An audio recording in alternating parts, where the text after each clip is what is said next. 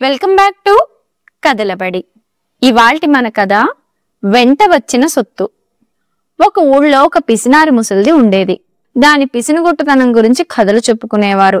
పైకి చూస్తే దానికి గల ఆస్తి ఒక చిల్లులు పడ్డ చిన్న పాక, దాని ముందు ఒక పక్క బాదం చెట్టు, మరొక పక్క కరివేపాకు చెట్టును. ఊళ్ళో దాన్ని చూసి అసహ్యపడిన వారే లేరు. ఎవరూ దాని జోలికి పోయేవాళ్లు కారు. అది ఎవరిని దగ్గరికి రానిచ్చేది కాదు. ఎవరన్నా కరివేపాకు కావాలని వస్తే ముసలిది గుప్పుడు బియ్యం తీసుకుని 2 రెమ్మలు ఇచ్చేది. ఊళ్ళో పిల్లలు బాదం పళ్ళ కోసం వస్తే కానీ తీసుకుని ఒక పండిచ్చేది. దాని గుడిసె లోపల వంట కుండలు, ఒక కుళ్ళు కంపు కొట్టే దిండు, అంతకన్నా కుళ్ళు గొంగలి ఉండేవి. ఆ ఊళ్ళోనే రంగడు అనే పనిపాట లేని కుర్రాడు ఒకడు ఉండేవాడు. ముసలిదాన్ని ఆశ్రయిస్తే అది ఎంతో కాలం బతకదు గనక దాని ఆస్తి అంతా తనకే వస్తుందని వాడు ఆశపడ్డాడు. రంగడు ఒకనాటి మధ్యాహ్నం వేళ ముసలిదాని పాక దగ్గరికి వచ్చాడు. ఆ సమయంలో ముసలిది బాదం చెట్టు కింద గొంగలి పరుచుకుని తల కింద కుళ్ళు దిండు పెట్టుకుని పడుకుని చెట్టు మీదకి ఉడతలు రాకుండా కాపలా కాస్తున్నది. వాడు వస్తూనే అవ్వాని చెట్టు బాదం పళ్ళు ఎలా ఉంటాయి అని ముసలిదాన్ని అడిగాడు. ముసలిది రంగని యగాదిగా చూసి ఎవరు తిని చూశారు, కావలసి వస్తే కాని ఇచ్చి పండుకొని తిని చూడు అన్నది. ఆ మాటకు రంగడు నవ్వుకుని, అవ్వా నువ్వు ఒక్కదానివి పనంతా ఎలా చేసుకుంటున్నావు, సాయంగా ఉంటాను, నన్ను నీ దగ్గర ఉంచుకోరాదు అని అడిగాడు. ఎందుకు తిండి దండగా అన్నది ముసలిది. దండగ లేదవ్వా, 2 రోజులు ఉంచుకుని చూడు, దండగని తోస్తే పని మానిపించేయి.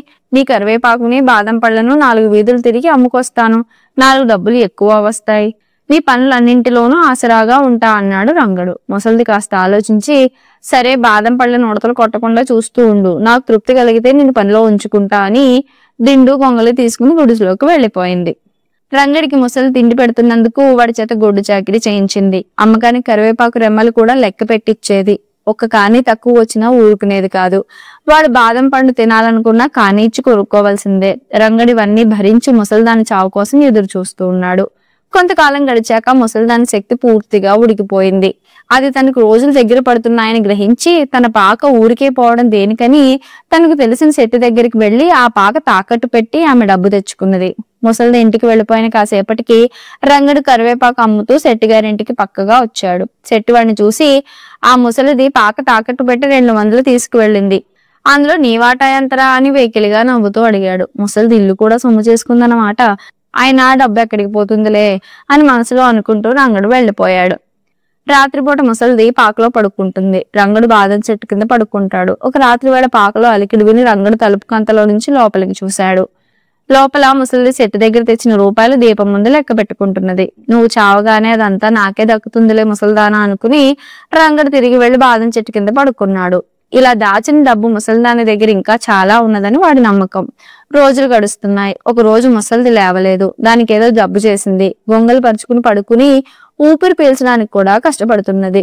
తనకు చావు దగ్గర పడిందని గ్రహించి ఆమె రంగడితో, నాయనా నాకు చావు ముంచుకొస్తున్నది, పద పోయి వలకాట్లో కూర్చుందాం, ఇక్కడ సచ్చానంటే మోసేవాళ్లు చాలా డబ్బులు అడుగుతారు అంటూ లేచి కూర్చున్నది. రంగడు చిరాకు పడి, వల్లకాటికి పోయినంత మాత్రాన ఖర్చు తప్పుతుందా, కట్టెలు మనుషులు కావద్దు అన్నాడు. కాల్చడం దేనికిరా, డబ్బు దండగా పూజ చేస్తే పోలే, గొయ్యి తవ్వడానికి కూడా బోల్డ్ డబ్బులు అడుగుతారు, ఆ గొయ్యి ఏదో నువ్వే తవ్వు, నేను చెట్టు కింద పడుకుంటా, నా ప్రాణం గుటుక్కుమనగానే నన్ను గోతులో పూడ్చిపెట్టు అన్నది ముసలిది. ముసలిది ఆతా చేసిందంతా తనకే లాభం అనుకున్నాడు రంగడు. రంగడు సహాయంతో ముసలిది గొంగలి దిండు తీసుకుని బయలుదేరింది. రంగడు గుణపం తీసుకున్నాడు. ఇద్దరు శ్మశానానికి చేరారు. ముసలిది ఒక చెంత చెట్టు కింద దిండు వేసుకుని తల పెట్టుకుని పడుకుని గొంగలి కప్పుకున్నది. రంగడు గుంట తవ్వడం ఆరంభించాడు. మధ్యలో ముసలిది గొయ్యి తవ్వడం అయినా నాయనా అని అడిగింది. అవగానే నీకు చెబుతాలే అవ్వా, నువ్వు పడుకో అన్నాడు రంగడు.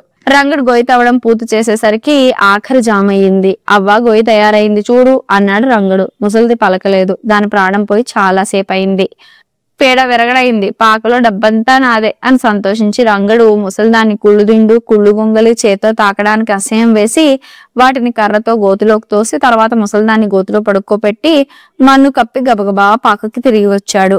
వాడు లాంతరు వెలిగించి పాకంతా వెతికాడు. నేలంతా తవ్వాడు. ఎక్కడా చిల్లిగా అవ్వలేదు. పాక మీద ఆకులు పీకి చూశాడు. ఏమీ ప్రయోజనం లేకపోయింది. ముసలిది పాక తాకట్టు పెట్టిన రాత్రి ఆ డబ్బు కాజేసిన బాగుండేది. ఆ డబ్బు కూడా మాయమైంది. తాను ఏ జన్మలోనూ ముసలిదానికి రుణపడి ఉండి దానికి చాకిరీ చేశాడు. తనకి ఇంకేమీ దక్కలేదు. ముసలిది తన డబ్బంతా కుళ్ళు దిండులో పెట్టుకుని తన వెంట తీసుకెళ్లిపోయిందన్న సంగతి రంగడికి తట్టనేలేదు. తెల్లవారిపోతోంది. పాకంతా ధ్వంసం చేసినందుకు తన శిక్ష జరుగుతుందని తెలిసి రంగడు చీకట్లోనే ఆ ఊరు విడిచి పారిపోయాడు. ఇది ఇవాల్టి కథ. ఈ కథ కనుక మీకు నచ్చినట్లయితే లైక్ చేయండి, షేర్ చేయండి. అలాగే మా కథల బడి ఛానల్ ని సబ్స్క్రైబ్ చేయండి.